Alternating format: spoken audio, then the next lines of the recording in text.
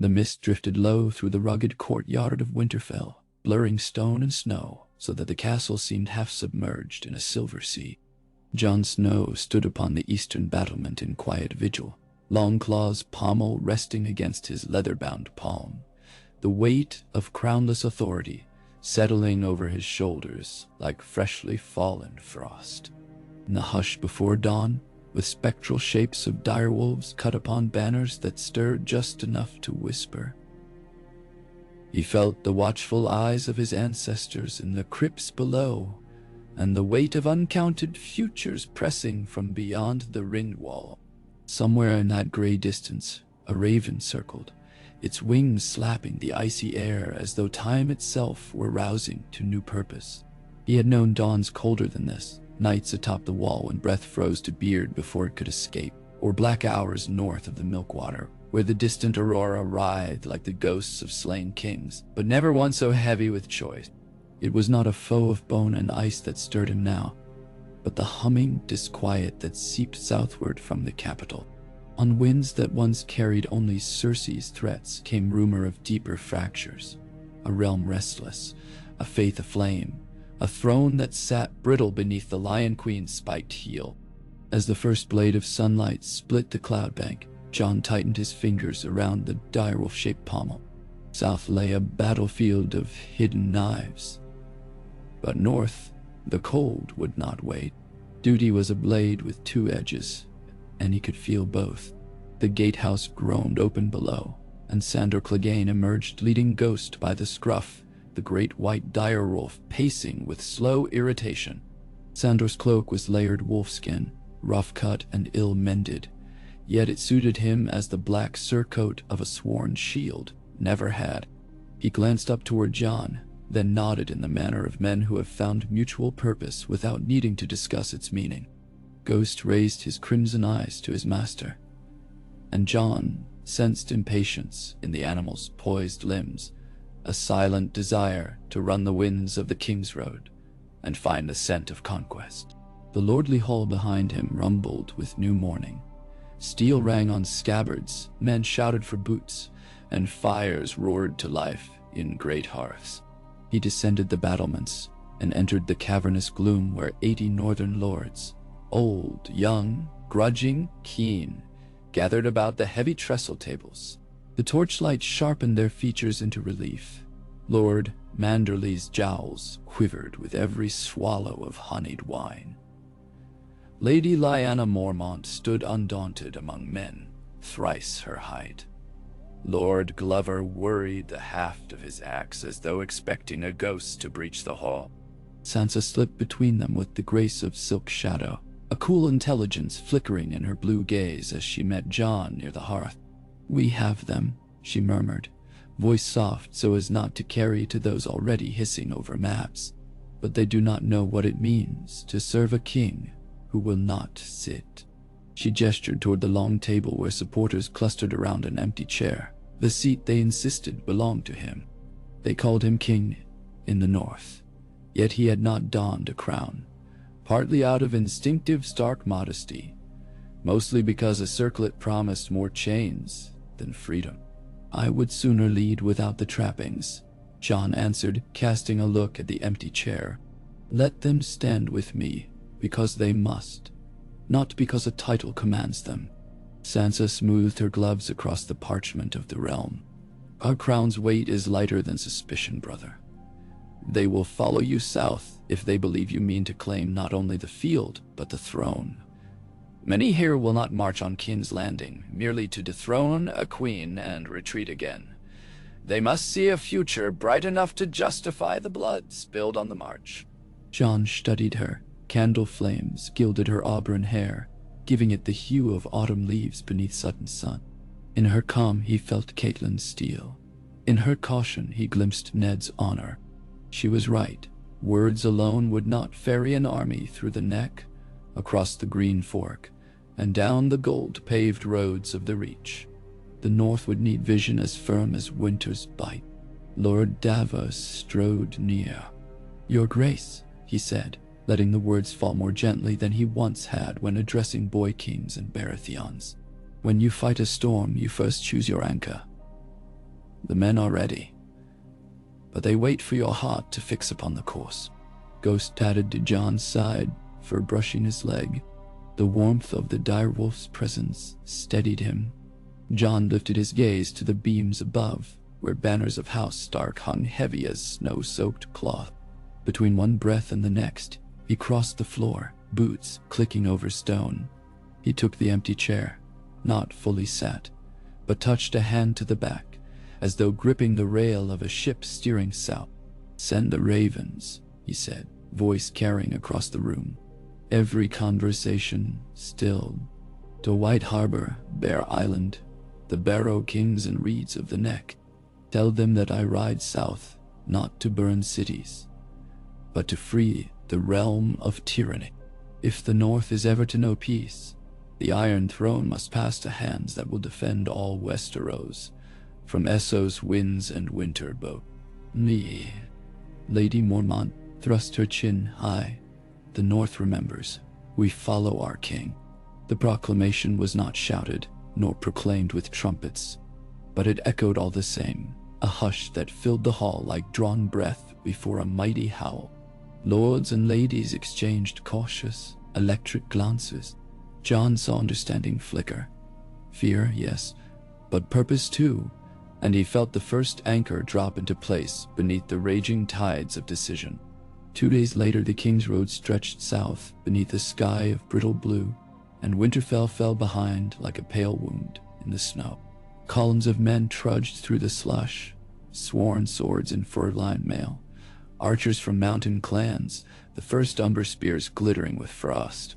They marched to the steady thump of war drums and the deep howl of a single horn sounding at intervals, a dirge for the life they left, a promise for the throne they sought.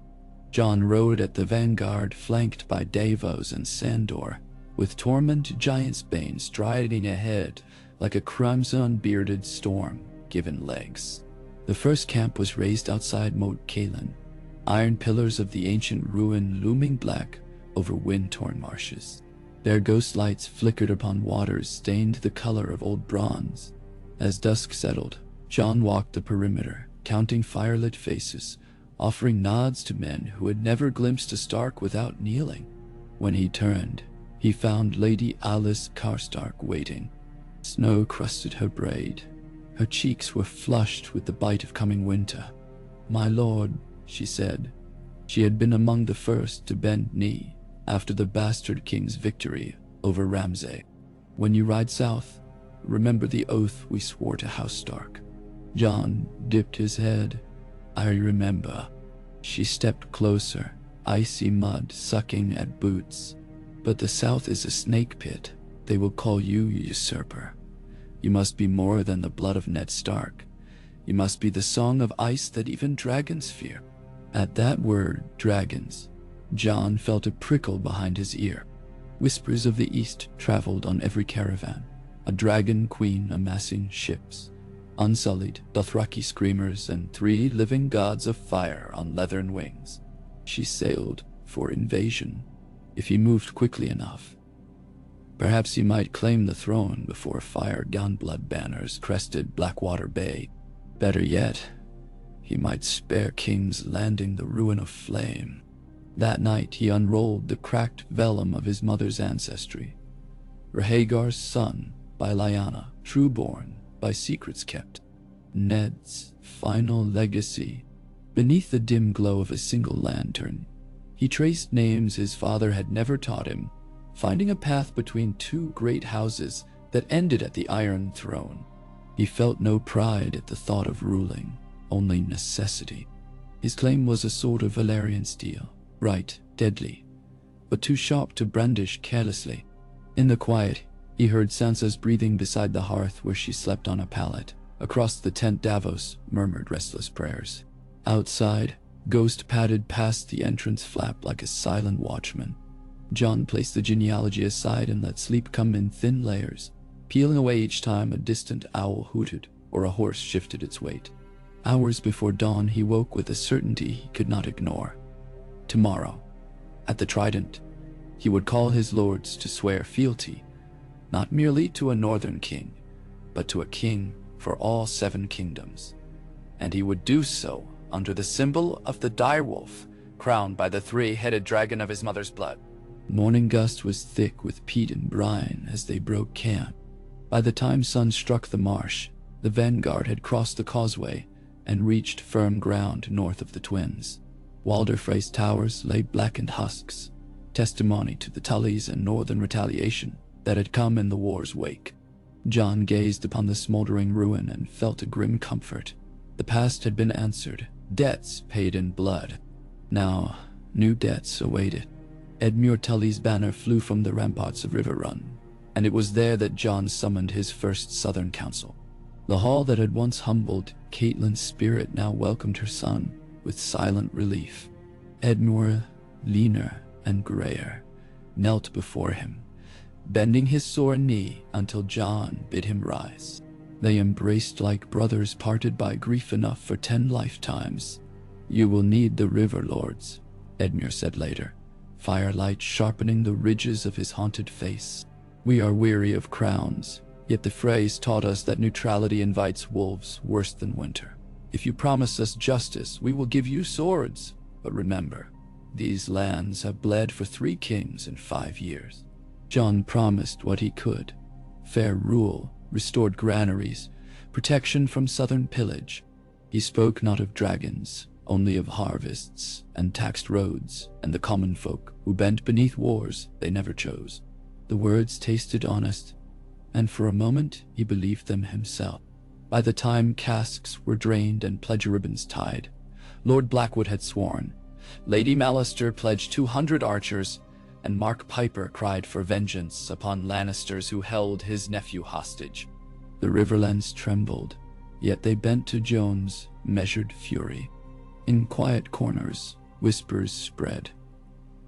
A new king forged from winter's iron and summer's blood, son of Rhaegar risen from shadow. Men spoke the name Aegon as rumor. Jon kept it buried, knowing revelation must come only when the realm stood ready to hear. They marched again, passing tumble-down villages where children stared wide-eyed at direwolves stalking alongside banners stitched with wolf and trout and twine. At Maidenpool, Lord Mouton offered harbor supplies, then knelt. Each victory of the tongue bound more men to his cause than any lifted sword. Jon listened more than he spoke, drawing counsel from Davos, memories from ghosts, strength from Sansa's unwavering gaze. Night after night, he walked the camps, ghost like himself, feeling the pulse of an army grown from frost-bitten seed into green fury. 2 moons turned. Spring's first buds poked through muddy embankments along the Blackwater Rush. North of Duskendale, scouts returned breathless with news. Cersei had withdrawn gold cloaks to the Red Keep, closing gates against the city she claimed to rule. Her council fractured. Tarly men moved west.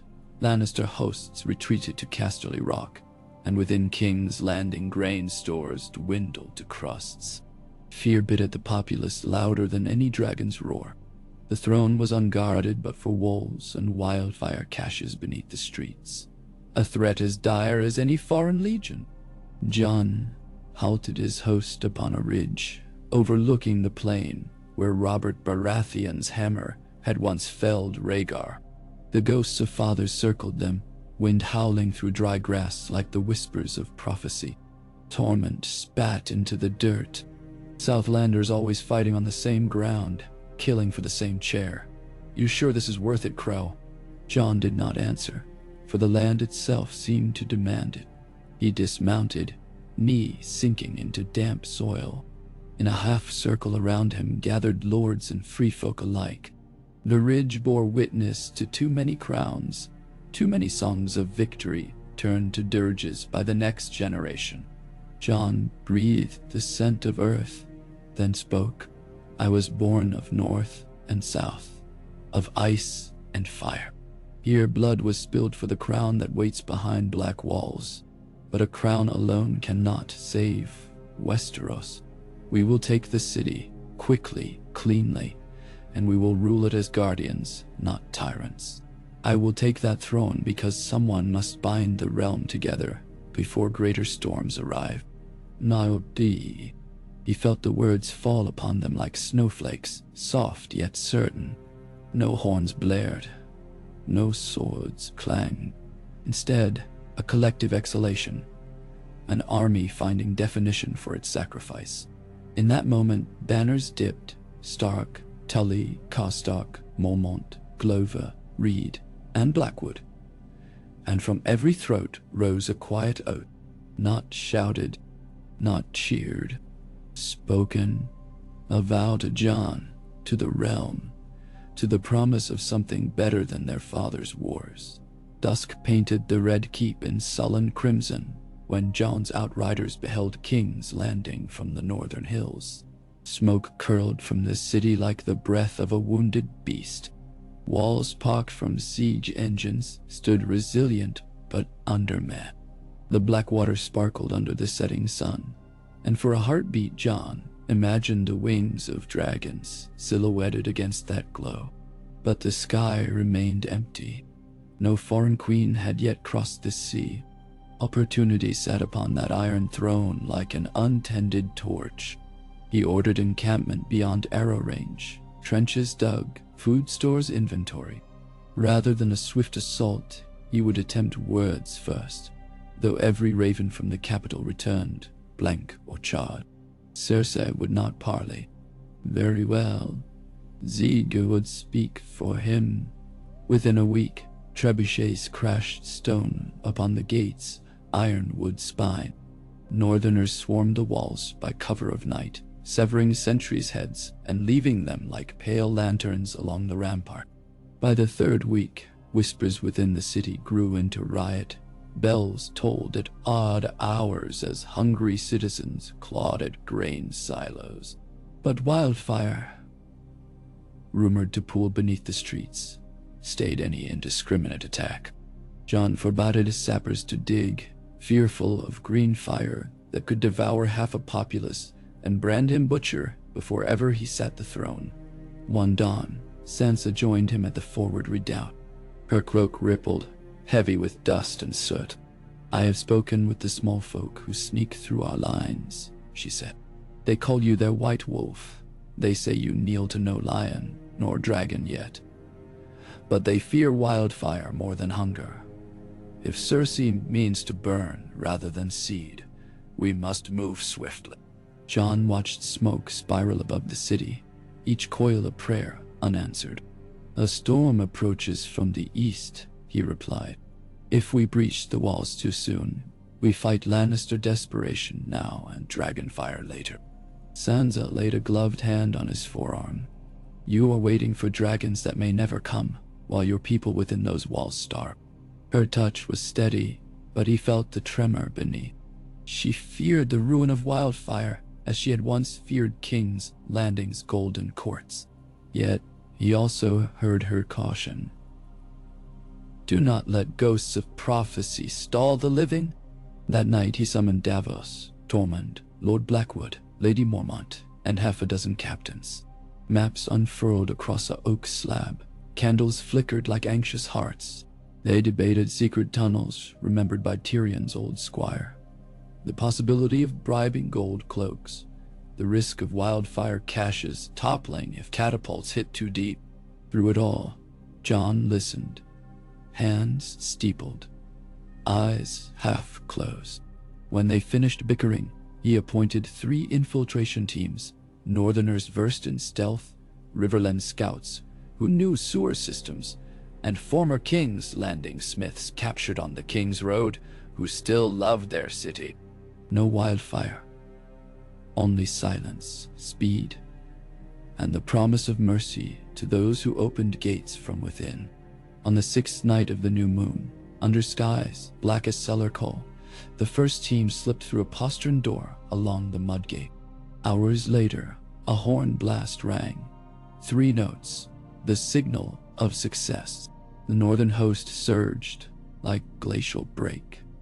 Patient, heavy, unstoppable. Ladders crashed, gates yawned, and campfires along the ridge flickered out as men poured toward the walls. JON rode Ghost and Sandor at the front, cloaks streaming, sword unsheathed, yet unbloodied. The city lay before them, streets wide as veins feeding toward the Red Keep. No green flame burst from sewers, no dragon shadow eclipsed the moon. Instead, the wail of bells filled the night, a mournful chorus to match the song of steel on steel. Gold cloaks flung helms aside, surrendering in droves. Citizens cowered behind shutters, prayers swallowed by the din. As JON's host surged through Flea Bottom, he saw not an enemy to conquer, but a people to inherit. Scrawny children with upturned faces, old women gripping empty bread sacks. They reached the great courtyard beneath Maegor's holdfast before dawn. Columns of stark spears fanned outward. Davos shouted for surrender. Then the doors split, and a single figure strode forward. Jaime Lannister, golden hair dulled by dust, eyes rheumy with sleepless guilt. He wore no helm, only faded steel, and the crimson cloak of a lion torn and trailing threads. "She's gone," he announced, voice hoarse. An hour passed. The queen took a ship from the Blackwater wharf, bound for Pentos with what gold remained in the vaults. She left her crown. He lifted a circlet in his gloved hand, jagged, twisted, forged of sorrow and arrogance in equal measure. JON dismounted. The yard fell silent. Ravens fluttered overhead as though drawn to a corpse not yet cold. Snow sifted from the early sky, pale ash upon an empire's ruin. "Then the throne is vacant," JON said. Jaime nodded, something like relief, or perhaps surrender, shadowing his proud face. Better it be filled by a Stark than burned by dragonfire to come. A hush swept the men, an intake of collective destiny. JON stepped past Jaime, ascending the cracked stairs of the holdfast. As he moved, he felt not triumph, but the gathering storm of obligation. When he reached the echoing hall, torchlight danced upon great pillars, and there at its center loomed the Iron Throne. A twisted nest of 1,000 shattered blades, cold and sharp, daring any soul to sit. The air tasted of dust, old fear, the sorcery that forged kingdoms. He approached. With every step he recalled ghosts, Ned's words of honor, Rob's laughter, Ygritte's dying breath. He thought of Sam reading scrolls by candlelight, of Arya's wolfish grin, of Bran's vacant eyes glimpsing futures JON would never understand. He heard the clash at Hardhome, the wail of horns on the wall, the shatter of ice beneath Dragon's breath, and he sensed, far to the east upon restless tides, the tug of wings and fire that would soon arrive.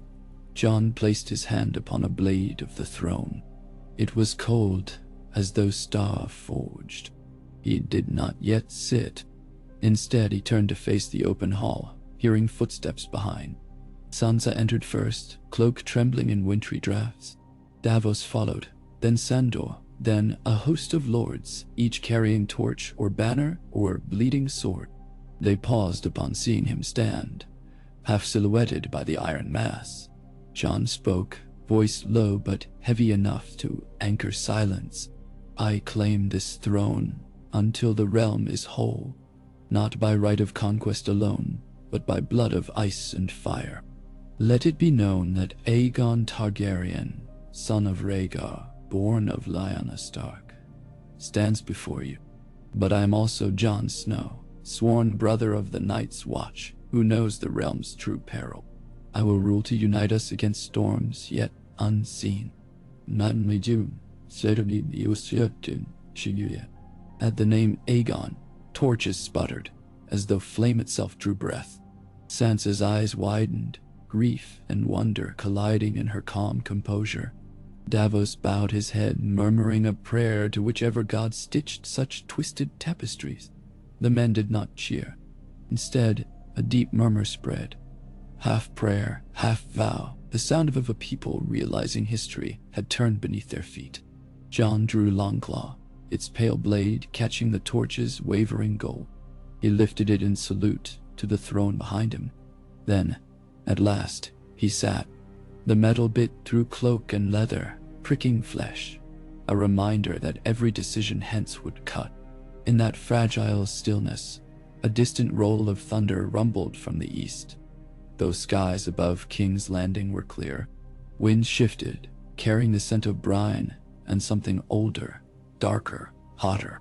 Somewhere beyond the black water, sails billowed red and black, and dragon wings beat the air in steady cadence with the turning of fate. Jon kept his gaze forward, feeling the pulse of iron beneath him. The 5 hours of Empire's remaking had only begun, and the chair of blades felt colder with each heartbeat. Outside the hall, bells tolled anew, neither mourning nor celebration, but warning for what storms yet gathered on the horizon. Bloodiness. Jon sat upon the iron throne until torchlight ebbed to embers, and the echo of bells faded it into hush. It was not comfort he felt, nor wonder, but the keen, serrated bite of consciousness pressing against every shard of fused steel. The hall stretched vast and bare around him, painted by thin gold shafts of dawn filtering through arrow slits high above windows once adorned with Lannister crimson silks. Those banners were gone now, ripped down by Riverland archers eager to erase a decade of dread. In their place nothing yet hung, an emptiness more eloquent than any sigil. His back prickled beneath wool and leather, the edges of swords jabbed at spine and shoulder blades, reminding him that the realm's burden would never soften. Footsteps approached, the faint rasp of soft-soled boots gliding across waxed marble. Sansa emerged from the shadows, wearing a gown the color of winter roses, heavy fur collar gathering frost where cold air seeped through cracked pillars. She stopped below the dais and looked up, blue eyes catching the first sliver of daylight. "The city wakes," she murmured. "Bread riots in Flea Bottom, but fewer than yesterday. Our men distributed grain at first light. The people thanked the wolf banners." A pause. Some shouted for the Dragon Queen, too, though they did not know what they asked. Jon set Longclaw's point against the stone between his boots. "We will feed them. Rebuild the bakeries Cersei closed. Melt Lannister gold for grain if that is what it takes." Across the hall, Davos pushed open a side door and entered with 2 parchment scrolls tucked under arm. His beard showed new streaks of white, as though each sleepless night etched another line of snow. "Ravens from Storm's End in Highgarden," he announced, voice echoing. "Gendry Baratheon has proclaimed for you my..." He faltered, unsure whether to say king, lord, or something else now that the mystery of Jon's blood had been spoken. Jon spared him by nodding, and the Tyrell cousins regent in Old Town sent tentative offers. They'll barter hostages for safe passage of their wheat. Sansa clasped her hands. "See? The realm bends, if only for its stomach." "We bend it gently," Jon answered. Then his gaze drifted to the open doors below the dais, where scattered rays of dawn pierced dust motes swirling. "Tell Gendry I accept his pledge, and send word to Old Town that wheat is welcome, but hostages are no coin we trade." Davos nodded and left in haste, his boots shuffling along mosaic stones showing Targaryen dragons entwined with the stag of Robert's age. When silence returned, Sansa climbed 2 steps, her breath clouding. "You did not sleep." "I don't know if sleep belongs to kings," Jon said. "Not here." She lifted her chin. "Then, step off that throne before it eats you alive. Come. Fresh air will do you good." He rose. Blades scraped cloak and leather, leaving faint scratches upon cold skin. As they descended the dais, the throne behind seemed smaller, yet no less ominous. A dark shape crouched like a frozen beast guarding its own chains. They strode down the long corridor flanked by armored sentries bearing direwolf pauldrons, newly forged in the Tower of the Hand. Sansa guided him through a door onto the ramparts above Maegor's Holdfast. Dawn had spread pink and pale gold across the sky, but to the east still lingered iron clouds, storm lashes swirling where Blackwater Bay met horizon. From that direction, Faint smudges of sails trembled, so distant they shimmered like heat mirage upon water. Jon's breath caught. Winged shadows. No, just gulls. For now. Sansa followed his gaze. One day soon, those will be dragon ships. Perhaps tomorrow, or at sunset. If Daenerys lands, what will you do? Jon leaned upon the parapet, looking down onto streets already filling with ragged crowds scavenging for bread.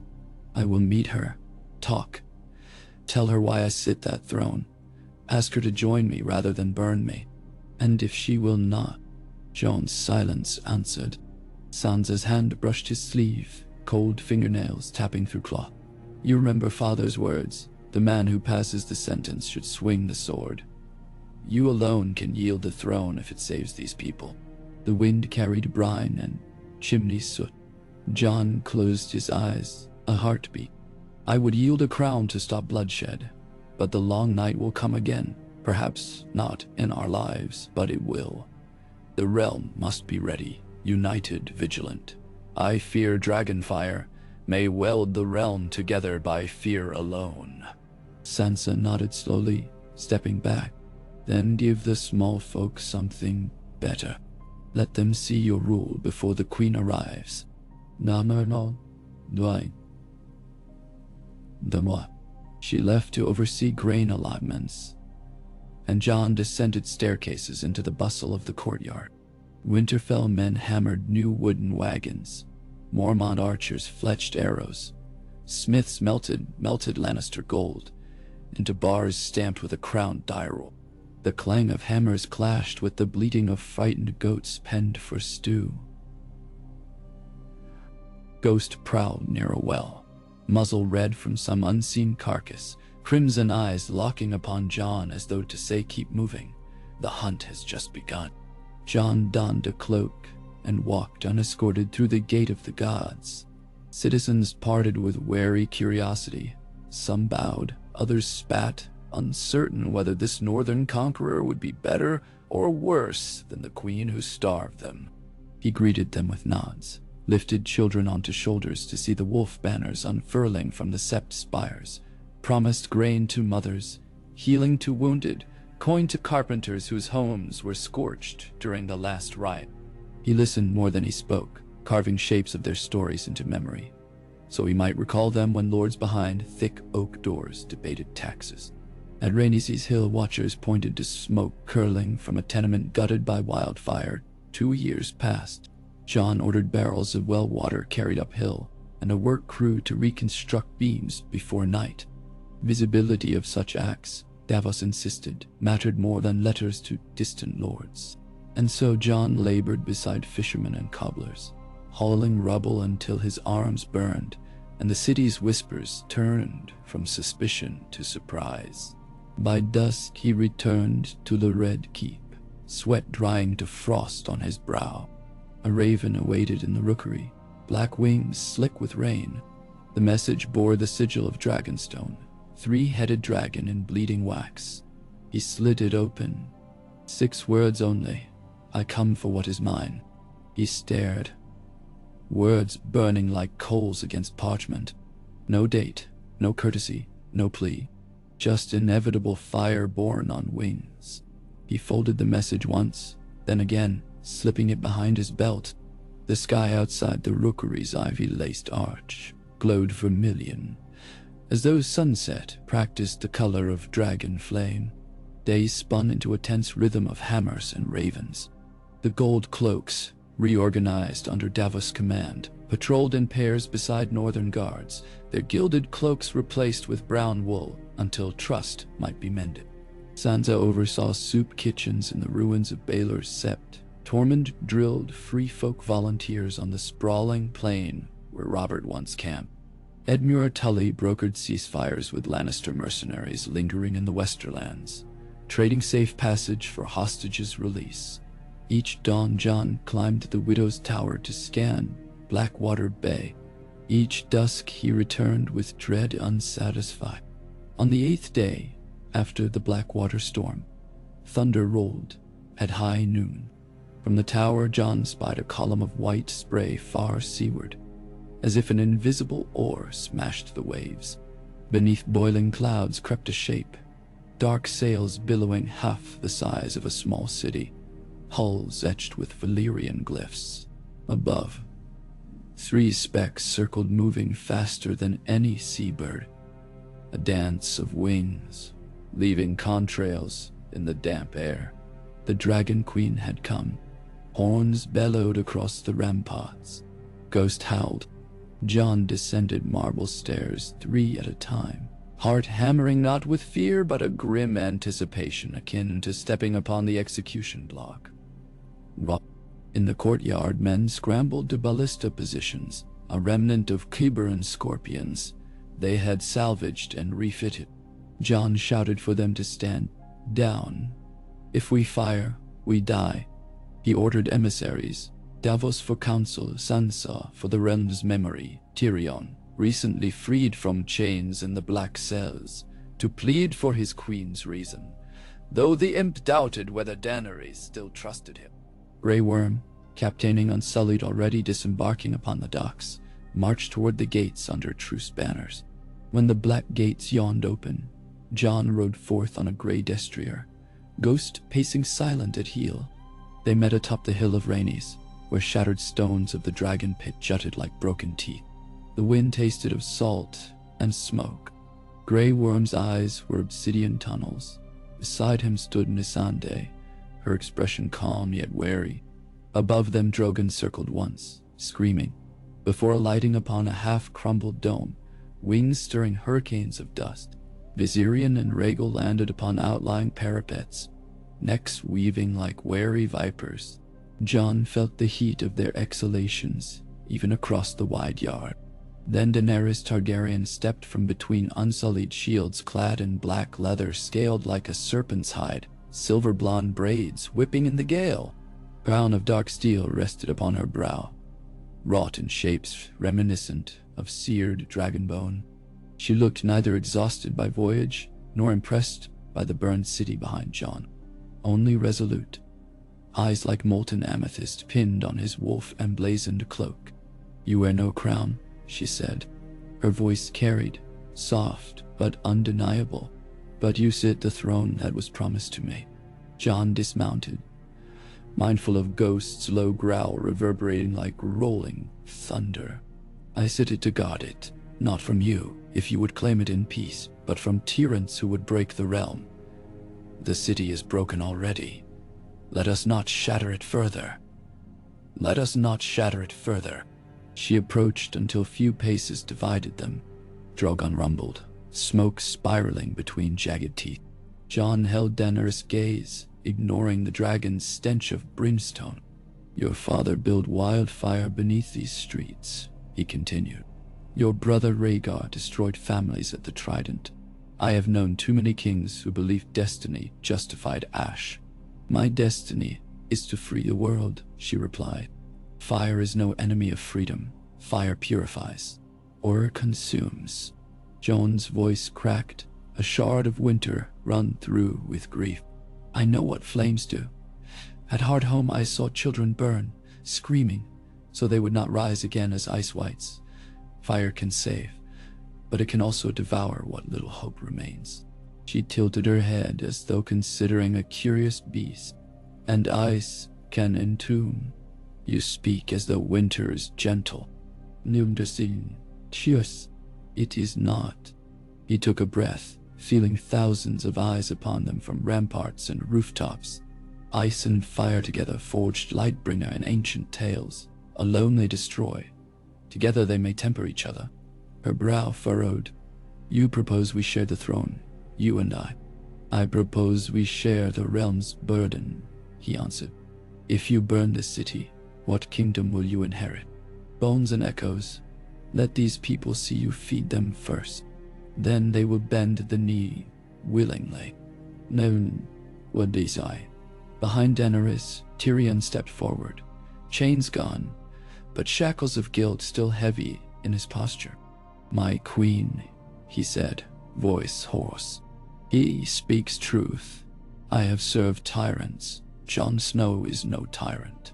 He bled for strangers at Winterfell's walls. He will bleed for King's Landing too.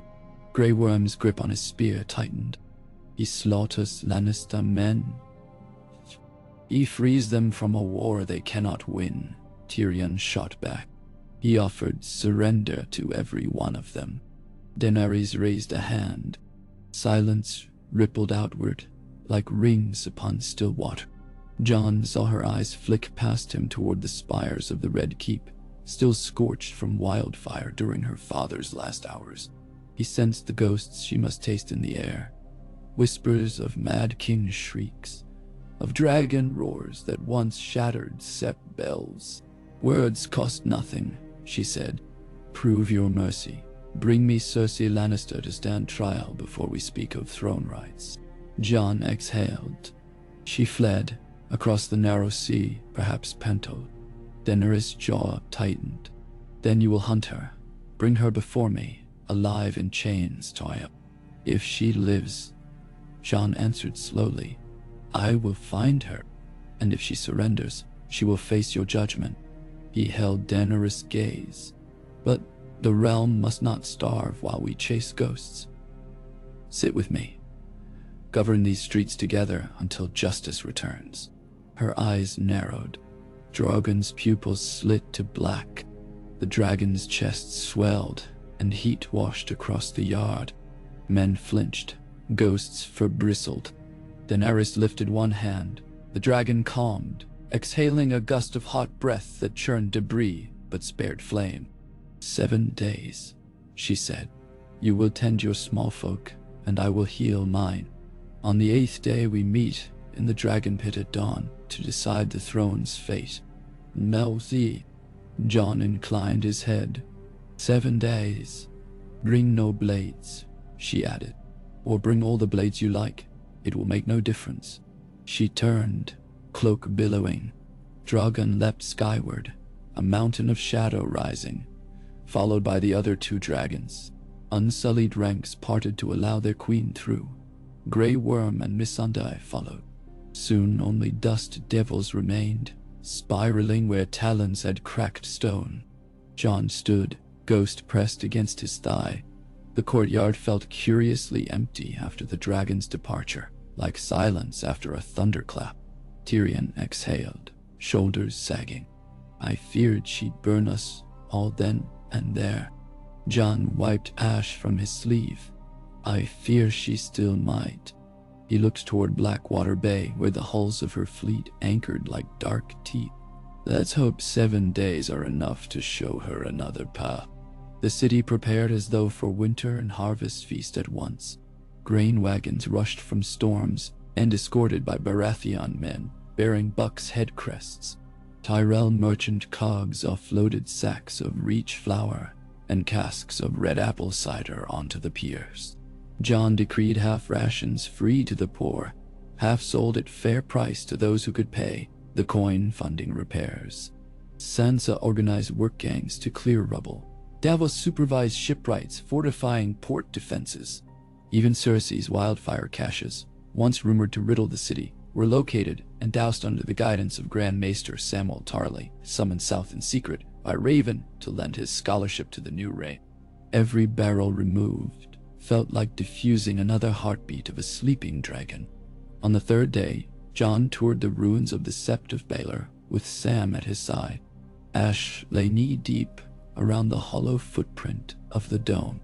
Sam coughed, adjusting Maester's chain newly forged at Old Town.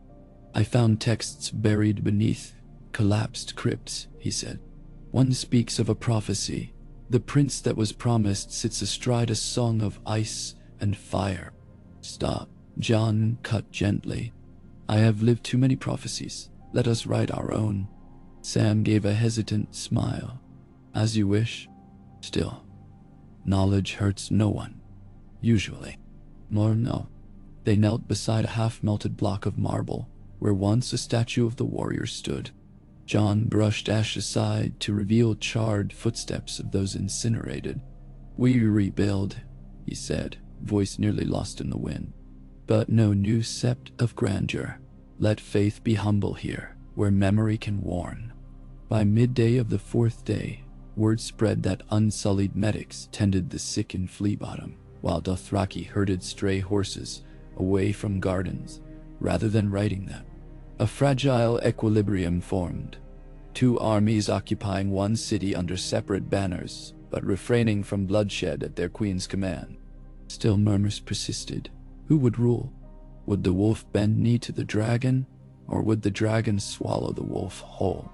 That night, Jon summoned his closest council: Sansa, Davos, Tyrion, Sam, and Yara Greyjoy, newly arrived with a small iron-born squad, escorting which once traded in slaves. They convened in the small hall, sealed by iron doors, torches flickering high. Jon spoke first. "We have 4 days until the Dragon Pit parley. I need options." Yara leaned back, boots on table. "If she breathes fire, we sail off with Dothraki heads." Her grin flashed like broken knives. "But truly, brother, you're courting doom. She won't share." "Maybe not," Sansa agreed. "But people see our works. If she scorches the city now, she'll burn her own chance at loyalty." Tyrion poured wine, but did not drink. "She seeks justice, not slaughter, though the line between them blurs when dragons give her power. Show her the Iron Throne is heavier than conquest." "Namen Nondi." Sam slid a parchment across the table. A charter of governance, a ruling council representing every kingdom, presided over by a chosen monarch, but bound by oath to consult the council before war or tax increases. Make the queen see that power can be shared, not surrendered. Jon studied the parchment. Neat script, precise. It smelled of ink and hope. "You may see this as small folk entangling a dragon's wings, or his legacy," Sam countered. "A ruler remembered for forging unity, not flame." Davos cleared his throat. "I sailed with her father's wildfire still scarring King's Landing. Remind her. Show the green shadows beneath stone. Let her smell the ghosts. Let her walk the crypts," Tyrion added. "See the bones of kings who failed. She once told me she would not be queen of ashes." Jon tapped the parchment. "We propose San's charter as cornerstone. Offer her joint rule until the realm stabilizes. If she refuses, we stand firm, but our blades remain sheathed until she draws first blood." Yara snorted. "Hope's a fine strategy. Dragons oblige to few." Jon met her eyes. "I am dragon blood too."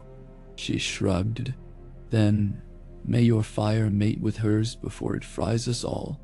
At dawn on the 7th day, Jon ascended the steps to the Tower of the Hand. The sky smoldered pink. He found Tyrion staring across the city with haunted eyes. "You freed me," Jon said, leaning beside him. "Why?" Tyrion smiled without mirth. "You value life. Daenerys often speaks of breaking chains, yet she forgets not all chains are iron. Some are oaths, love, fear. You would not shatter chains without weighing their cost. And I have worn enough broken chains to know which cut deepest." Jon inhaled sharp sea wind. The dragons roosted on the far spire of the Sept ruins, wings folded, heads tucked beneath talons, like gargoyles dozing before the next storm. "If I fail to convince her, will you stand with your queen?" Tyrion considered long. "I will stand with the living. One queen or another is less important than whether anyone survives her victory." He looked sideways. "Jon, whatever name you choose tomorrow, remember this. Mercy is not weakness, but mercy alone never tamed a dragon. Resolve must temper it." Wah. Their conversation dissolved into quiet. Bells tolled thrice for mid-morning prayer. Below, narrow alleys filled with market stalls reopened after years shrouded by fear. Jon saw color returning, dyed cloth, barrel bob apples, copper pans gleaming under new sun. He wondered how quickly that color might blacken under dragon flame. Parley Day arrived with skies whipped to steel by cold winds out of the veil. Dawn spilled pale silver across broken arches of the dragon pit. Jon entered through the northern arch, followed by Sansa, Davos, Tyrion, and 20 guards, respectfully unarmed, carrying only shields emblazoned with the direwolf. Across the pit, Daenerys appeared clad in crimson cloak, flanked by Grey Worm and Jorah Mormont, his bare sigil worn with new pride. Unsullied lined the walls, spears grounded. Dothraki milled restless on cracked terraces, their murmured guttural vow echoing like bees in a jar. Above, all 3 dragons roosted along curved ribs of collapsed roof, one upon each vantage point. Silent judges over mortals talk. The center of the arena had been cleared, sand raked smooth, and 2 simple chairs set facing each other. Jon approached. Daenerys mirrored him. They sat. Neither spoke for the span of a heartbeat. Wind hissed through jagged pillars. Jon broke the quiet. "Thank you for meeting under truce." She regarded him as though measuring stone for crack. "Truce is not peace. You crown yourself king of my birthright." She held up Sam's charter scroll Jon had sent the night before. "You asked me to sign chains around my throne." "They are not chains," Jon argued. "They are reins of conscience. Power tempered, so it cannot break the realm again. Knowingness." Her gaze flicked to the dragons. Drogon's nostrils flared. "My conscience is the flame I bear. I freed Astapor, Meereen. I ended slavers, and then left chaos." Tyrion cut in softly. "Cities that struggle still. Good deeds undone if you chase new conquests before old wounds close." Daenerys' shoulders stiffened. "You counseled treason again, Tyrion." Tyrion bowed. "I counsel survival. Yours included." Jon offered his open palms. "Sit upon the Iron Throne, Daenerys Stormborn, but sit with me. Rule with counsel, not decree. Let the realm heal." Nandindia. She leaned forward, eyes drilling into his. "You would have me share rule with a stranger who wears my father's face." "I wear my mother's heart," Jon said. She blinked, confusion flickering. He pressed on. "Lyanna Stark's love for your brother cost her life. I am that cost. Does that make me stranger or kin?" Silence swelled cavernous. Even the dragons ceased their low rumble, listening. Sansa stepped forward. "My brother means unity, 2 threads woven stronger than one." She glanced up at the dragons. Ice and fire. Grey Worm tensed hand on spear. "My queen, the longer we talk, the more their armies entrench." Jon shook his head. "No armies stand arrayed. Only farmers repairing walls, smiths shoeing horses, healers dressing wounds. This city has bled enough." Daenerys' eyes softened a fraction, but steel returned. "You speak of mercy while Cersei still breathes, plotting from across the sea. I will find her," Jon said. "Bring her to you." "How can I trust a wolf to hunt a lion?" Her tone bitter. "Because I was once a wolf who guarded mankind from monsters. Duty before crown. Daughter Nimsti. Wah." In the stands, murmurs rippled. Unsullied measured their queen. Northern men looked to Jon. The air thickened with invisible threads of allegiance, straining. Jon rose, drawing Longclaw, but reversed the blade, offering hilt first. Gasps echoed. He knelt, one knee in sand. "If my crown stands between peace and war, I surrender it. Let the realm live." Sansa's breath caught. Davos muttered a prayer. Drogon hissed. Daenerys stood slowly, expression unreadable. She moved forward, reaching for the sword hilt. Her hand lingered above the wolf-shaped pommel, trembling slightly. "If I take this, I claim more than steel. I claim your loyalty." Jon's eyes lifted to hers. My loyalty is to the living, to the realm. If you vow to protect it above conquest, my sword is yours. She inhaled, chest rising, and, for a moment, doubt flickered. Then, a thunderous shriek split the sky. Rhaegal's wings unfurled. He leapt, soaring overhead. But his cry was not warning. It was pain. The ear protruded from his flank, feathers and sinew scorching around the wound. From the hills north of the pit, riders in black appeared, loosing scorpion bolts. Greyjoy sails beyond the bay had betrayed truce. Euron, defiant, sought vengeance for queen and crown lost. Chaos erupted as dragons roared, soldiers drew weapons, and the fragile peace shattered. Daenerys froze, shock flickering to fury. Jon sprang, sword spinning upright now. "Protect the dragons," he shouted. Ghost bounded toward the attackers, howling. Dothraki poured out, curved aurochs gleaming, northern shields locked in lines, arrow volleys arching overhead. Euron's men stormed down the hills, shields painted with kraken arms reaching for blood. Grey Worm rallied unsullied into phalanx. Davos barked orders. Sansa retreated behind the dragon pit wall with Sam, guarding scrolls of charter against flame. Tyrion darted, searching for vantage. Jon found Daenerys standing stone still, hair whipping, eyes glowing with fire. "Call Drogon," he urged. "Shield Rhaegal." She blinked, fury cracking into focus. "He bleeds because I hesitated." "No," Jon said, gripping her arm. "He bleeds because Euron wants chaos. We end him together." She pulled free, climbed stones toward Drogon's perch. Jon rallied Mormont men to hold the archway. Longclaw flashed, severing axes. Blood spattered sand dark. Above, Drogon leapt, flames spearing enemy lines. Rhaegal hobbled skyward despite wound, catching wind. Viserion flew to flank his brother. Bolts thudded into stone, some grazing scale, others missing why. One scorpion cart crashed under Tormund's charge, wooden arms splintering as he roared like bear.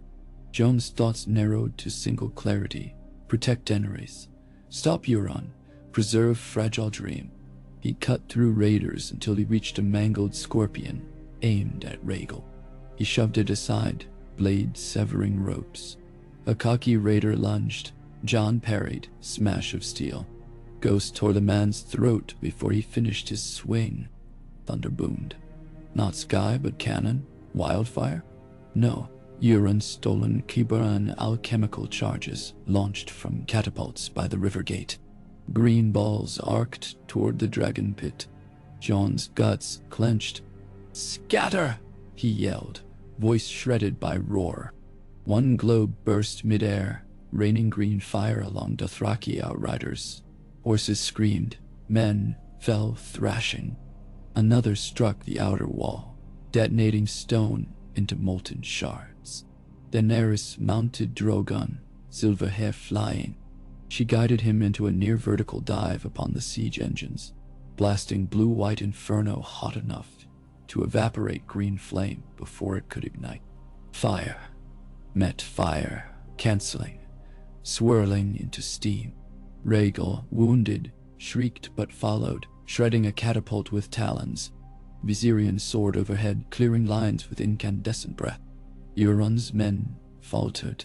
Now Jon drove forward, northern spears piercing faltering shield walls. Davos led a wedge of Stormlander pikemen to flank. Tormund's wildlings thundered behind, howling songs of snow and bone. Within minutes, raiders crumbled, fleeing toward boats. Arrows from ramparts cut them down. Waves drank screams.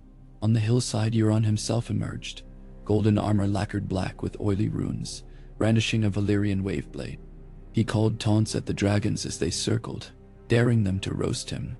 But Drogon's gaze fixed upon Jon below, as though waiting for command. Jon advanced, boots crunching basalt shards. "You think you're king?" Euron sneered, spitting blood. "I'll carve your crown from your skull." Jon said nothing. Euron lunged, blade swinging low. Jon sidestepped, parried. Sparks flew. They traded blows. Euron's brute power, Jon's disciplined economy. Euron's sword nicked Jon's forearm. Pain flared hot. Jon answered with a slash that cut armor laces, drawing crimson. Euron laughed, exhilarated by his own gore. "Come on, bastard prince, show me dragon blood." Their blades rang under weeping sky, as low clouds broke into icy drizzle. Behind them, Rhaegal screeched, tumbling in air, blood streaming. Jon Zen's time narrowing. Kill Euron fast. He feinted left, slipped dagger from belt with offhand, slashed Euron's thigh. The Ironborn captain stumbled. Jon reversed long claw in two-handed grip and drove point through exposed chest. Steel slid between ribs. Euron's grin twisted into shock, breath spraying Reddick across rain. He fell to knees, gurgled curses, then toppled, eyes glassing. Jon withdrew sword. Drizzle rinsed blood from blade. He looked up to see Drogon land near Daenerys, wings folding. She dismounted, eyes wide, hair plastered to cheeks. Rhaegal crash-landed behind, leg buckling. Jon ran to the wounded dragon's flank. Green-tinged spear still jutted, edges sizzling. He met Daenerys' gaze. "Hold him." She placed a trembling hand upon Rhaegal's neck, murmuring high Valyrian lullabies. The dragon's pupils dilated, but he stilled. Jon grasped spear shaft slick without chemical corrosion. He braced foot against scale and heaved. The spear ripped free, blood gushed out, rushing black fluid. Rhaegal roared, but Drogon pressed snout against his brother, calming. Masters would be needed. Jon shouted for Sam. Stretcher bearers rushed. The battle was over before midday sun breached clouds. Fires smoldered, wounded groaned, but the city still stood. More importantly, Dragonfire had saved rather than raised. Small folk watched from shattered windows, seeing both Wolf King and Dragon Queen bleed together for them. Daenerys turned to Jon. Rain streaked her cheeks, beating upon lashes. "You risked your life for my child." "I said the realm needs both of us," he answered. Her gaze softened. Overhead, Rhaegal's breath slowed. Sam applied poultices of maester salve mixed with wildling pine tar to stanch flow. Giantsbane held dragon limbs steady with 4 free folk. Distant horns sounded again. Not enemy, but victory. Daenerys surveyed the dead. Euron answered treachery with treachery, yet you knelt to spare this city. Perhaps I mistook chains for bridges.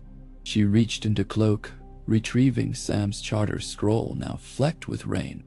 "Let us rebuild those bridges, together." Jon felt tension, ease from shoulders, heavy since Winterfell. He extended hand. She placed chart in it, then closed her fingers atop his.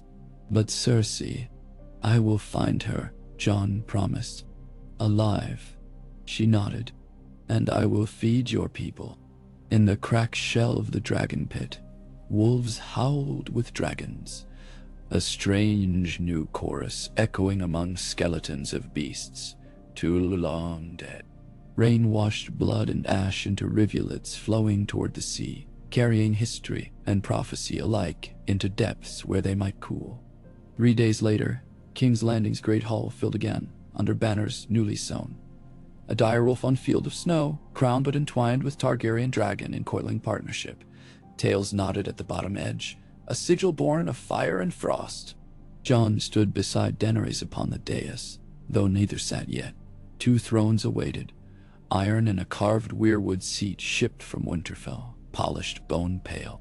The lords of Westeros filed in, Edmure Tully, Jon Royce of the Vale, Gendry of Storms, and Lady Mormont, with her fierce glare, the Tyrell Regents, the Greyjoy Queen, and representatives even distant Dawn. bearing sunspear banners shimmering like desert dew. Jon spoke first, voice resonant. Lords and ladies, small folk and free folk who journeyed far. Today, we bind our futures not in conquest nor fear, but in shared guardianship. Daenerys stepped forward, cloak trailing charcoal silk. I sailed to reclaim a throne for my house, but I found a throne greater than metal, the hearts of people who deserve peace. I will lead as queen, but never alone. She turned to Jon. He drew the charter, now signed by his hand, hers, and sealed by wax of every kingdom present. He raised it high. This council hereby declares a new realm. 7 kingdoms bound by 2 crowns but one purpose: to shield the living. Sam placed a crown of silver leaves upon Jon's brow, forged from northern moonsteel, delicate yet strong. Missandei placed a crown of dragon bone and rubies upon Daenerys. Neither crown overshadowed the other, each distinct, but balanced. Bells rang across the city, not the bells of surrender that once triggered mad kings to flame, but bells of covenant. The hall erupted, in relief, awe, uncertain hope. Tyrion, reinstated as Hand of the Queen, wiped an eye and muttered something about needing better wine. Davos clasped shoulders with Sam. Sansa locked eyes with Jon and nodded, a silent promise of northern vigilance. Outside, dragons circled spires, their shadows sweeping over riverside markets, where children chased each other between stalls of newly delivered fruit. Ghosts trotted across the courtyard, sniffing at unsullied spears set upright but grounded. Ice and fire commingled in stone and sky, but beyond city walls, the world remained restless. Whispers out of the east spoke of golden company fragments, loyal still to false heirs, of ironborn captains seeking new crowns upon Orkwood reefs, of maesters who feared long winters brewing beneath ghostly wall towers. And somewhere across the narrow sea, Cersei Lannister, stripped of power but not pride, bartered with exiled sellswords for one last throw of loaded dice. Jon and Daenerys knew this, and as they finally sat, Jon upon weirwood carved with dire wolves prowling, Daenerys upon the iron throne, tempered after repairs, they shared a single glance. The road ahead promised storms, but the first stones had been laid for a bridge sturdy enough to span centuries. Between breaths, neither crown felt lighter, yet neither felt alone. In that hall bright with torchlight and newborn banners, the song of ice and fire began anew, not sung by bards, not foretold by crones, but lived by a king who wore no surname, and a queen who forged meaning from flame. Beyond the open doors, bells continued to peal, rolling across streets and alleys, out over the black water, where ship masts creaked in rising tide as though nodding to the rhythm of a realm reshaped. Night settled over King's Landing, but the city did not sleep. Lanterns burned in every quarter, casting warm halos across fresh-swept cobblestones. From the window of the king's tower, Jon watched workers repair a toppled statue of the warrior, this time replacing the deity's stern sword with an olive branch carved of pearl-white wood. Down the street, the ruined scepter remained hollow, but small folk had arranged candles along its foundation stones, each flame a prayer for rebirth rather than vengeance. Daenerys joined him, footsteps soft. She wore a simpler gown of slate blue trimmed in stark gray.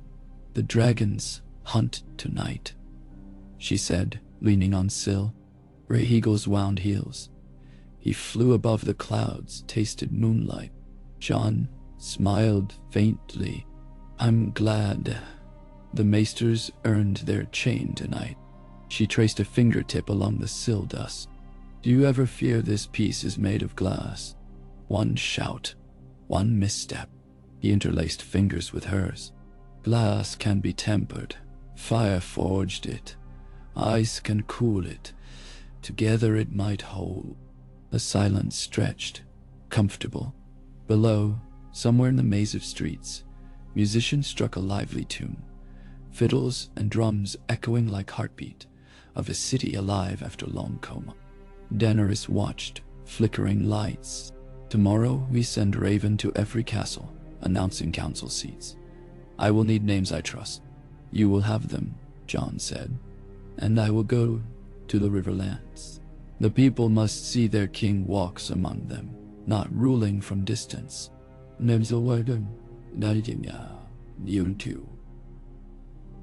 This, she turned. Moonlight silvered her hair. And Cersei, I ride for Pentos after the Riverlands, he answered. I promised. Her hand tightened. Let me come. Together we end that shadow. He shook head gently. The realm needs its queen here. They see you feed them. Free them. Let me carry the blade this time. She accepted with a nod, though reluctance lingered. Return to me, then. This crown weighs more without you. Jon kissed her palm. I will return, talked. At the threshold, Ghost raised head, perked ears. Jon felt sudden chill, as though northern wind coiled through corridors. He looked to the horizon beyond tower rooftops. Far off, silent lightning flickered. No thunder, like pale veins across sky. A storm, yes, but distant. Yet the wall once promised storms travel south with patient stealth. He would keep watch. He turned to Daenerys, to the candles below, to faint dragon silhouettes crossing moons. Tomorrow they would govern, rebuild, argue charters. Tonight they simply stood. King and queen, two souls whose destinies once collided like frost on flame, and somehow merged to water the seeds of fragile spring. The night held its breath over a city no longer gasping with smoke, but inhaling, ready at last to sing. Mari an Yasiyauni. Winter's first true breath drifted over the black water like a shroud of hammered glass. The river's broad surface calmed and hardened beneath a skin of glimmering frost, so fine that breaking ripples rang like distant chimes. Far above, the pale morning sun cast a thin, cold light across King's Landing, revealing bright banners fluttering from every refurbished tower. The dire wolf and dragon device, just 6 days raised, already looked as though it had guarded the capital for a century. Merchants had taken to calling it the Summer Wolf, believing that anything crowned by a beast of winter must do all it could to keep the warmth alive. Jon Snow watched the banners from the courtyard of the Red Keep, while armorsmiths tightened the last buckle on his newly forged breastplate, a base of supple northern ringmail overlaid by lacquered gray scale that shimmered when it caught light, each plate etched with spiraling runes of the first men down the ridges. At the heart, over his sternum, a small enameled dragon coiled around a white marbled wolf's head, its wings half unfurled as though taking flight. The smith, a soft-spoken boy from Fair Isle, not yet old enough to grow a proper beard, stepped back and bowed, visibly terrified that something might be out of place. It fits, Jon assured him, flexing one shoulder to test weight and balance. The boy's shoulders slumped in relief, and he scurried to Sansa, who inspected the ensemble with the forensic concentration of a queen's tailor. Shadows of soft new lines, worry, and sleepless nights touched the corners of her eyes, but her voice remained crisp as northern frost. 4 channels of double stitching, she murmured to the smith. Fine work. You'll need a midnight cloak, too. Thick wool against eastern wind when he rides. Nasan Iwa. Jon bent and slid a long claw into its loop. I told you, I'm not traveling at night. The ferry from Maidenpool sails at dawn. We reach the Red Fork before dark, and the eastern wind does not ask your leave, she returned. Humor me. He did, accepting the cloak she clasped at his throat, a dark wolfskin trimmed with the richer blue, favored in Targaryen naval standards. After so many seasons in black and brown, he felt oddly conspicuous in fine armor, as though he wore a crown one could never set aside. Across the courtyard, Tyrion watched with something approaching paternal pride, fingertips tapping the pommel of a thin-bladed dirk. "You'll give the Riverlords conniptions," he said. "They are used to kings passing in gilded wagons, not clanking about in proper leathers like a sellsword off the stepstones." "Better they remember I fought beside them," Jon replied. He waved to Ghost, who loped at the courtyard's edge, restless to depart. The direwolf's milky fur shimmered like carved moonstone. Since the battle, he had scarcely left Jon's side, sleeping outside the king's chamber, and growling in his dreams at shapes only he could see. Tyrion's eyes followed Ghost. "Take him. Lords respect any king, but they trust the beast who sniffs a lie before it's spoken." His tone shifted lower. "I still think it mad to leave so soon. Crown a week-old council still sorting precedents, and you ride into territory that has changed hands thrice in 4 years." Jon tugged one gauntlet snug. "Which is why I must go. The Riverlands bled more than the capital. If they see both crowns at work, they'll wonder why the dragon half of the pairing stays home." Tyrion finished, arching a brow. Jon's gaze lifted involuntarily toward the towers, behind which Daenerys held daily audiences, reshaping the small council's bones, while unsullied patrols learned the winding alleys. "The realm needs a steady hand in the capital. She is that hand." He offered a thin smile, and the dragons dislike cramped river valleys. Tyrion grunted acknowledgement, though Jon sensed the imp still feared Daenerys' temper more than 1,000 cramped valleys. Yet those fears had softened since the day Euron's bolt wounded Rhaegal. Every morning since, Tyrion reported to the dragon stables with measures of mutton and minutes of council business both. Watching him now, Jon glimpsed a loyalty stronger for having been singed. Footsteps approached. Davos Seaworth, in greaves polished to dull silver, carried a sealed parchment. "One raven left 2 hours before dawn," he said, pressing letter into Jon's hand. "Pentos confirmed. Cersei reached the Yellow Harbor under sail of the Myrish warlock Valaro. Spies think she's courting Sellswords, sons of the Scales this time. Their captain calls himself the Basilisk, which strikes me as a man and born to betray." Jon broke wax, scanning quickly. The note included a crude map of Associ coastlines, marks where Sellsword galleys massed, a line of black triangles pointing north along the narrow sea. He folded it and tucked into belt pouch. "You still mean to cross the sea?" Davos' gray brows furrowed deep. "Take a stronger escort, maybe half the Unsullied." "I take ghosts of Winterfell and a handful of knights," Jon replied.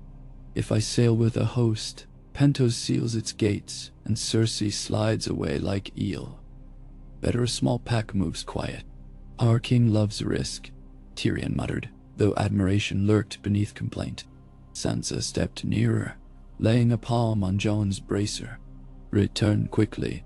Your people cling to every word of ice and fire. They'll start carving statues of you both before harvest if you're gone too long." "Oh, God." He touched her gloved fingers. "Keep peace alive until then." A hornsman blew 2 steady notes from the gatehouse, signal that the carriage train formed. Jon clasped forearms with Davos, hugged Tyrion quickly, then turned to mount the black mare waiting. He swung into saddle, Ghost pacing alongside like a specter come to life, and nudged forward. As the courtyard gates parted, Jon looked back once. High atop the battlements, Daenerys had appeared, platinum hair refracting sun, her uncloaked figure stark against crenellations. She raised one hand, the briefest salute, and he nodded. They did not need to mouth farewell. Each knew the other's battle lay in opposite directions, but ended at the same horizon. 2 days' ride southeast through fields rebuilt from ashes found the royal party at the banks of the Trident, where reeds whispered like conspirators and river current tugged at mooring ropes. Edmure Tully awaited on the far side, clothed in plain brown but for a small trout brooch, surrounded by bannermen, still wary of wolves and dragons in the same breath. When Jon's ferry grounded, Edmure stood ankle-deep in mud, arms spread as though to embrace and shield at once. Behind him, Woolfield farmers craned necks at the armored soldiers, their ragged breaths clouds in crisp air. "Your Grace," Edmure bowed, a gesture heavy with unshed grief for all lost since wolf and lion war. "You bring winter's chill, but also bread. We will never forget that." His eyes flicked to the wagons following Jon, dozens piled with cloth, tools, seeded grain, each marked by a sigil of intertwined direwolf and dragon. Word had traveled faster than the king. These wagons were a promise paid in full. Jon clasped Edmure's arm. "You stood when others wavered. Now let's stand together and rebuild." He turned to the farmers. "I come to listen." They escorted him to Riverrun, where the castle's broad parapets still bore char marks from Lannister siege fires. Jon insisted on pitching his command tent in the outer bailey. "Symbolic," he said, "of a guest who does not commandeer a host's hearth." Non-noble folk were invited inside walls normally reserved for knights.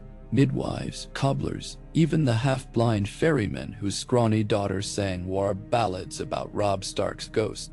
From dawn until dusk, Jon heard grievances, broken levees, missing sons pressed into sellsword rank, mills collapsed for lack of timbers. At night, he dictated letters to Sansa's scribes, ordering oak from Bear Island, stone masons from Moat Cailin, coin from Casterly vaults newly under council seal. Ghost curled near the tent flap while Jon drafted policy, his breath fogging the parchment. Between quill strokes, Jon reread hunter reports. Strange carcasses found near Ruby Ford, deer drained of blood, eyes milky white, wounds edged with frostbite. Those rumors pricked deeper than petitions. He sent riders north to verify, though the maesters dismissed river whites as unseasonal ice rot. On the third midnight at Riverrun, a horn yelped once, waking the camp. Jon emerged to cold moonlight and saw Edmure striding toward him, torch in hand, face ashen.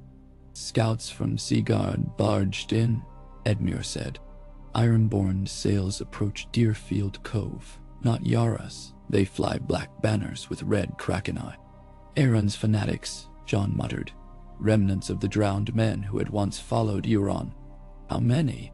"Enough to raid every grain store from the coast to Fairmarket."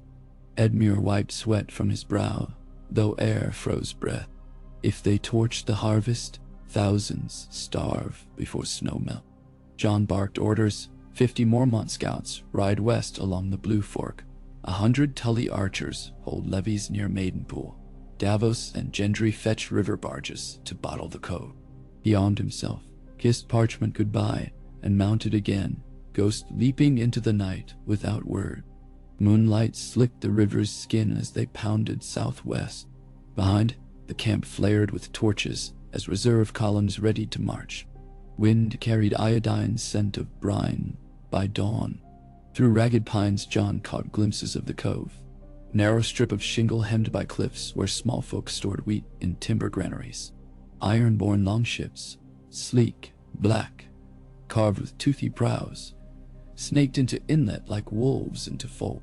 Riding parties already swarmed ashore, torches raised. Jon slowed his horse behind a ridge where Lord Blackwood's archers crouched. The old raven banner stiffened. Arrows knocked fingertip to ear. "Signal when you see my blade," Jon whispered. He turned to Tormund, who scratched his beard. "We climb round." Hit their flank. They scrambled up the shale slope to cliff top. Ghost bounded ahead, a pale streak. At the crest, Jon spied the scene below. Ironborn battering granary doors, small folk cowering. One longship already loaded with sacks. Among raiders, a tall priest in weed-woven cassock droned prayers to the drowned god. Raising an axe high, Jon drew a long claw. Sun glinted off the bastard steel. He slashed forward through empty air. The signal. Blackwood arrows snarled downward.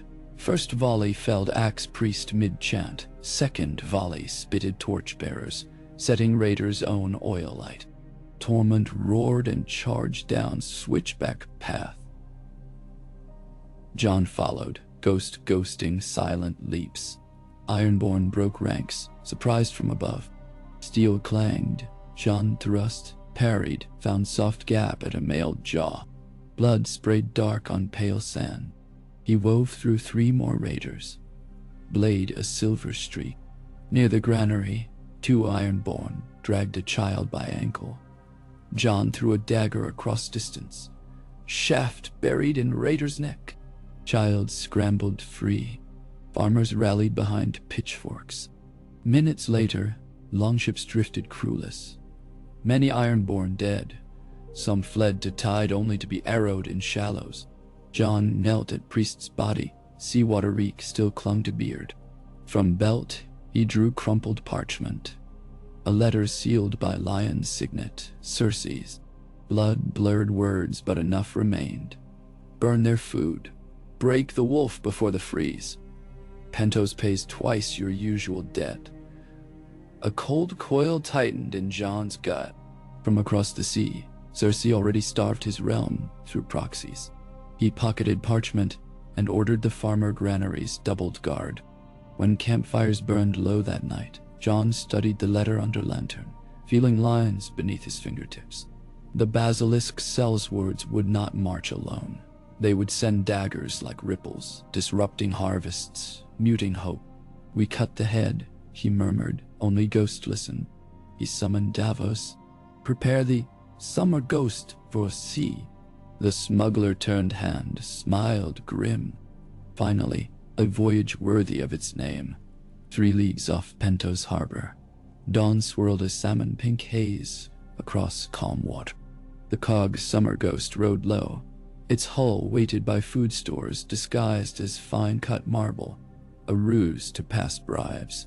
Jon stood at prow cloaked in weather-worn gray, salt spray-flecked beard. Beside him, Arya Stark, arrived from Bravos by secret raven, tightened a loop-securing needle across her back. She'd slipped aboard at Maidenpool, ghosting into his cabin at midnight to hiss. I'm not letting you face lions alone, he'd argued. She'd smiled, wolfish. I learned from the faceless, but I answer to family. Now as Pentos' terracotta roofs emerged like embers, Arya tugged hood low. Spies say Cersei nests in the Tower of Golden Shields, she said. Elite Sellswords guard night and day. Captain Basilisk rarely leaves her side. Jon surveyed the harbor. Merchant galleys jostled, their masts forest thick. War junks of the Sons of the Scales bristled with ballista. We can't storm through, he noted. We melt in, Arya countered. Free folk call this city the many-tongued sieve. Things slip everywhere. They docked under Alias.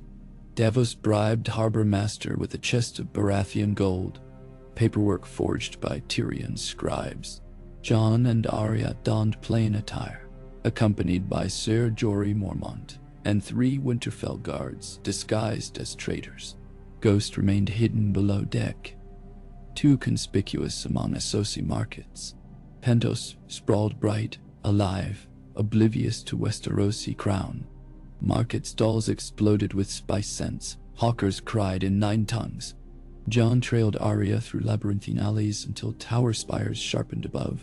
Golden shields ringed white marble cylinder, sunlight blazing from polished surfaces. Sons of the Scales stood at gate, bronze scale armor, halberds tipped with obsidian hooks. Arya observed from rooftop awning, balancing on toes like a cat. Rear postern open at dawn to receive meat deliveries, she whispered. Kitchen vents run inside wall to top, thin shafts, but I fit. Jon considered. I go as prisoner escorted by traitor knights selling a bounty. Cersei will want audience. Arya frowned. Too risky. He squeezed her shoulder.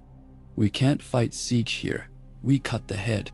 He produced the letter taken from the Ironborn.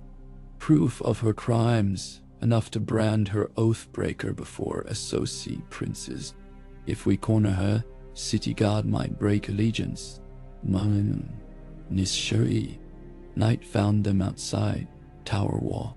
Jory Mormont donned Sellsworth garb, roped Jon's wrists loosely.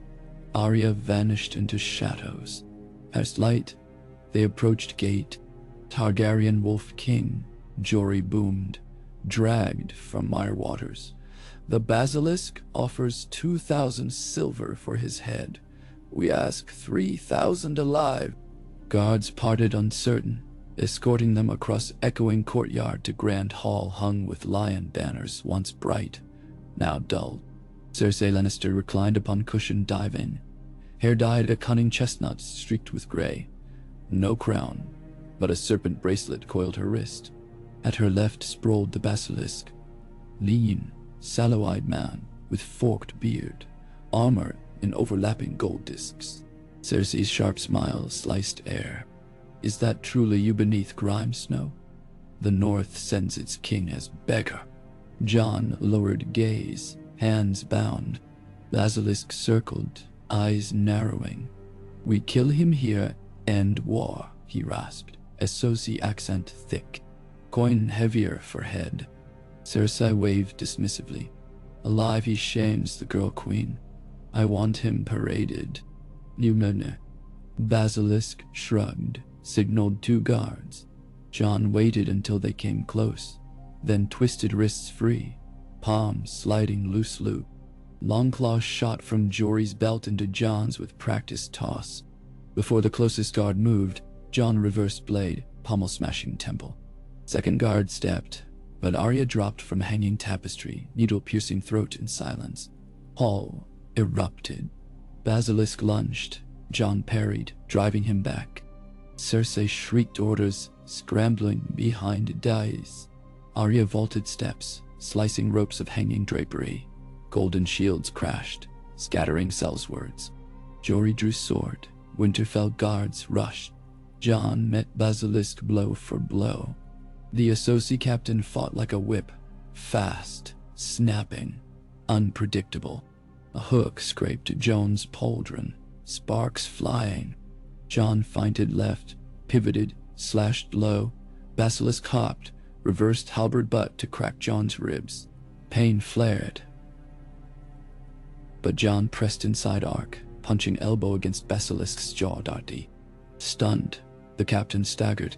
Jon drove Longclaw through chain gap at armpit. Steel slid deep. Basilisk convulsed, gasped, fell. Cersei attempted to flee side door. Arya barred path, blades glinting. Try me, she warned. Cersei retreated, seething. Jon advanced, chest heaving. Your reign ends, Cersei. Pentos will not harbor you. You have no queen here, she spat. Essos answers to gold, not wolves. Jon pulled parchment from cloak and tossed it across dais, where Basilisk's lieutenants gaped. Signed commission to burn western crops. You broke Pentoshi treaty laws. Harboring you now invites war from 2 crowns. Cersei snatched parchment, scanning. Shock-cracked facade. She'd forgotten her own seal could damn her. Jon turned to Sellsworth lieutenants. Stand down or face Dragon Queen's wrath. Take your pay, leave now. Not almost. A heartbeat. Then halberds lowered. In the hush, Arya slid behind Cersei, arms pinioning wrists. We sail at dusk. Dragging Cersei in chains across Pentos docks, stirred a nest of fearful rumors. Pentoshi prince merchants, alarmed by risk of dragon retaliation, rushed to negotiate indemnities. Jon accepted grain shipments for Storm's End and coin to rebuild Riverland dikes. By sunset, summer ghosts' hold brimmed. Cersei paced cabin like caged lioness. Jon kept guard personally first night, ghost resting between. She glared. You sit on throne, built by my father's fire. You think mercy makes you strong? Jon offered water. The realm must heal. Your trial will be fair. Speak truth. Maybe your life is spared. She laughed. Bitter glass. Truth? There is no truth, bastard of ice, only who lives to carve stories. She leaned close to Baz. When the snows bury your wolves and the dragons choke on winter gale, you'll remember this. Mercy is just another path to the grave. He left her, with torch guttering. Outside, Arya leaned against rail. She's wrong, Arya said, but she believes it. What? Belief can move armies, Jon replied. He looked toward horizon, where Westerosi shore slept beneath early stars. Let's move our own. King's Landing erupted in restless cacophony. The morning sails appeared. Crowds thronged quays to see Queen Slayer in irons. Daenerys met Jon at dockside. Unsullied rank lines parted. She looked over Cersei's chains, then to Jon. Relief, pride, caution mixing. You kept your promise. She burned our harvest. She'll face council, not dragon flame, Jon answered. Trial convened 2 days later in the refurbished throne room, floor scrubbed of old gore, throne polished anew. Lords of 7 kingdoms sat semicircle. Grand Maester Sam presided. Cersei stood unbowed, though hot gale from high windows ruffled tattered gown. She spun her tapestry of justifications, conspiracies, foreign invaders, treasonous faiths. Paper evidence shredded her defiance, witness accounts hammered nails, yet she wielded words like blades, inciting some lords' latent fears. In her closing, she paused, scanned audience, and with wicked smile said, "Remember this day, my lord. When winter howls at your gates, see if ice or fire warms you more." Judgment was swift. Life imprisonment in the Red Keep's highest tower, gilded cage, stripped of influence, but not of breath. Jon escorted her himself, leaving 2 Queen's Guards sworn to feed and watch her but never heed her counsel. Months slipped by on wings of raven. The first snows dusted the King's Road. Council chambers glowed by hearthlight as charters passed. Daenerys oversaw grain distribution. Jon rode circuits of crown lands, then north to Harrenhal, where smoke still seeped from cursed stone. Children raced along scaffolded streets shouting, "King Wolf," improvising songs. Snow and flame. The winter came, but wolves and worms kept warm the same. He found it embarrassingly catchy. One crisp twilight, Sam presented parchment, thick as 2 fingers. Census of small folk births since coronation, he explained. They name half their sons Jon, the rest Daenor. He flushed. And a few, Sam. Jon laughed, the sound startling him, but even laughter could not thaw a new worry. Ravens from Eastwatch Bethesda reported strange blue lights far offshore, and fishermen saw dead krakens floating belly up, flesh rimed with frost. No natural tide could yield. Maester Bodden wrote of ice shadows glimpsed along Skagos beaches. The Night's Watch, reduced in number, petitioned the crown for assistance. Jon stood atop a crenel at the Red Keep one night, the world resting under half-moon glow. Daenerys joined him, cloaked in silver filigree pauldrons, hair braided in 3 heavy plaits. 1 for each dragon. "I dream of them," she said. "The others. In my dream, they carry swords white as moonlight and hearts colder than death. They march on waves frozen into road." Jon stared northward, where stars seemed to flicker like watchfires on some far stage. "The prince that was promised," he whispered, "may have never been one, but 2 or many. Perhaps every soul who chooses light over darkness." She rested head on his shoulder. Dragons roared distant lullaby from rookery spires. Ghost padded onto rampart and pressed muzzle against Jon's gauntlet. eyes glinting red like embers banked for future blaze. Together they watched thin aurora ripple across sky, hint of the wall's old magic stirring again, green and purple tongues licking firmament, silent but urgent. In Great Hall below, Tyrion presented new map of Westeros, dotted with aid stations and Raven's flight paths. Davos argued budgets, Sansa annotated supply lines. Gendry proposed forging a new fleet of river barges to bring northern lumber south before seas ice. Storm's coming, JON murmured. Daenerys nodded. Then we stand in its eye. He covered her hand with his. Below, in the city's tangled lanes, children sang their brave little song. Lights flickered like a galaxy of warming stars. And in that lull before whatever darkness grew beyond the horizon, a king born of winter and a queen tempered by flame breathed the same cold air as their people, steadying hearts for trials yet to wait. Time would test their fragile union. Time would sharpen every crack of difference into fissures that might swallow realms. Yet time, JON knew, was also an anvil. And he and Daenerys were hammer and steel, forging each dawn into new chance, beating golden spark from iron fate. Somewhere beyond ghost-bright wallstones, icy footsteps whispered across snow. Somewhere above still seas, dragons dreamed hot cobalt dreams. Somewhere within narrow brick cells, a lioness plotted, counting stars through iron lattice. And in the keep of kings and queens, a direwolf's howl met a dragon's answering rumble, and the night, for now, held